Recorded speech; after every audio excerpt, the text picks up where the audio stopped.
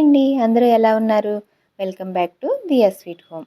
ఈరోజు వీడియోలో తెలంగాణ స్పెషల్ సకినాలని ఎలా తయారు చేసుకోవాలో చూద్దాము. ఈ సంక్రాంతికి మీరు తప్పకుండా ఈ సకినాలని ట్రై చేయండి. ఈ సకినాలు టేస్ట్ చాలా బాగుంటాయి. తింటుంటే క్రిస్పీగా, కమ్మగా చాలా టేస్టీగా ఉంటాయి. మీరు ఎప్పుడూ ట్రై చేయకపోతే మాత్రం ఈసారి తప్పకుండా ట్రై చేయండి. ఈ వీడియోలో ఈ సకినాలని ఎలా తయారు చేసుకోవాలో చూద్దాము. ముందుగా ఈ సకినాలని తయారు చేయడం కోసం రేషన్ బియ్యం తీసుకోవాలి. రేషన్ బియ్యం అయితేనే టేస్ట్ బాగుంటాయి.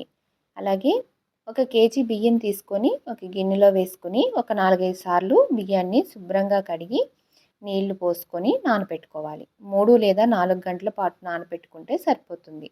ఒక 4 గంటల తర్వాత బియ్యాన్ని ఈ విధంగా నీళ్లు వంపేసి నీళ్ళన్నీ వడకట్టుకోవాలి. ఆ తర్వాత ఒక క్లాత్ పైన ఇంట్లోనే ఇలా ఒక 10 లేదా 15 నిమిషాల పాటు ఆరబెట్టుకోవాలి. ఇవి పూర్తిగా ఆరాల్సిన అవసరం లేదు. బియ్యం అనేది ఇలా కొంచెం తడిగానే ఉండాలి. ఇలా తడిగా ఉన్నప్పుడే మిక్సీ జార్లో వేసుకొని మెత్తగా పిండి పట్టుకోవాలి.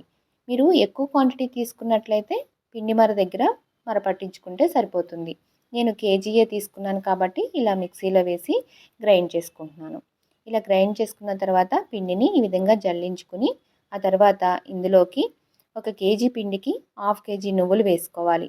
ఈ నువ్వుల్ని ఒకసారి నీళ్ళల్లో వేసి గాలించి తీసుకోండి, లేదంటే ఇసుక లాంటిది వస్తుంది. అలాగే వామును కూడా ఒక 2 స్పూన్లు నీళ్ళల్లో వేసి గాలించి రాళ్ళేమి లేకుండా తీసుకోండి. దీంతోపాటు ఒక స్పూన్ జీలకర్ర కూడా వేసుకోవాలి.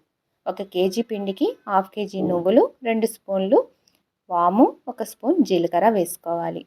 ఇవన్నీ వేసుకున్న తర్వాత ఇందులోకి రుచికి సరిపడినంత ఉప్పు వేసుకోవాలి.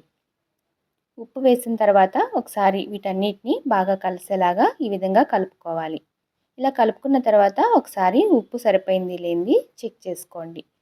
చూసుకొని సరిపోకపోతే వేసుకోండి. ఆ తర్వాత ఇందులోకి కొంచెం కొంచెం నీళ్లు వేసుకుంటూ పిండిని ఈ విధంగా కలుపుకోవాలి. పిండి అనేది మరీ గట్టిగా ఉండకూడదు. ఇప్పుడు నేను వీడియోలో చూపిస్తున్నట్టు ఈ విధంగా ఉండాలి. పిండిని ఒక 5-6 నిమిషాల పాటు ఈ విధంగా బాగా కలుపుకోవాలి. ఇలా కలుపుకుంటే మనకి సకినాలు వేసేటప్పుడు చక్కగా వస్తాయి.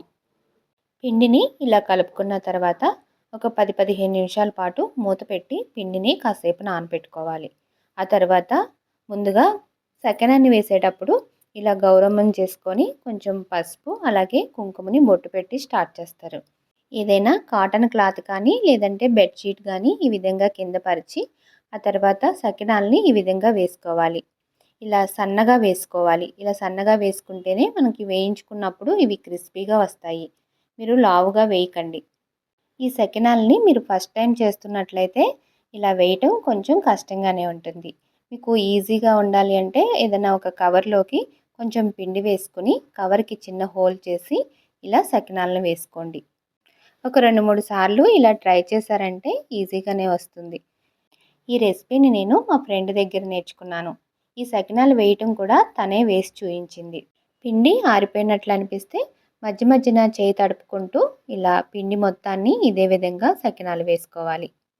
ఇలా సకినాలు మొత్తం వేసుకున్న తర్వాత 10-15 నిమిషాల పాటు ఆరనివ్వాలి. మీరు వెంటనే తీసారంటే ఇవి పచ్చిగా ఉంటే ఇరిగిపోతాయి. అందుకని కొంచెం ఆరిన తర్వాత ఇలా పల్చగా ఉన్న ఒక ప్లేట్ తీసుకొని జాగ్రత్తగా వేరొక ప్లేట్లోకి తీసుకోవాలి. ఇలా ఒక 5 లేదా 6 చొప్పున తీసుకొని స్టవ్ మీద ఒక కడాయి పెట్టుకొని డీప్ ఫ్రైకి సరిపడా ఆయిల్ వేసుకొని ఆయిల్ వేడయిన తర్వాత ఇలా జాగ్రత్తగా ఈ ఆయిల్లో వేసుకుని నెమ్మదిగా కలుపుకుంటూ వేయించుకోవాలి. ఇవి బియ్యం పిండితో చేస్తారు కాబట్టి మీకు ఎక్కువ కలర్ కూడా రావు. ఇలా కొంచెం సౌండ్ వచ్చేంత వరకు వేయించుకుంటే సరిపోతుంది. ఇలా వేగిన సకినాలని ఒక ప్లేట్లోకి తీసి పక్కన పెట్టుకోవాలి. ఇదే విధంగా మిగతా సకినాలను కూడా వేయించుకోవాలి. ఇలా తయారు చేసుకున్న సకినాలు నెల రోజుల వరకు నిలవ ఉంటాయి. చూశారు కదా తెలంగాణ స్పెషల్ సకినాలని ఎలా తయారు చేసుకోవాలో.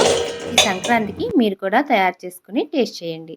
ఈ వీడియో కనుక నచ్చితే ఒక లైక్ చేయడం మాత్రం మర్చిపోకండి. నా ఛానల్ ఎవరైనా కొత్తగా చూస్తుంటే సబ్స్క్రైబ్ చేసుకుని పక్కనే ఉన్న బెల్ ఐకాన్ క్లిక్ చేస్తే నేను ఎప్పుడు వీడియో అప్లోడ్ చేస్తే మీకు వెంటనే నోటిఫికేషన్ వస్తుంది.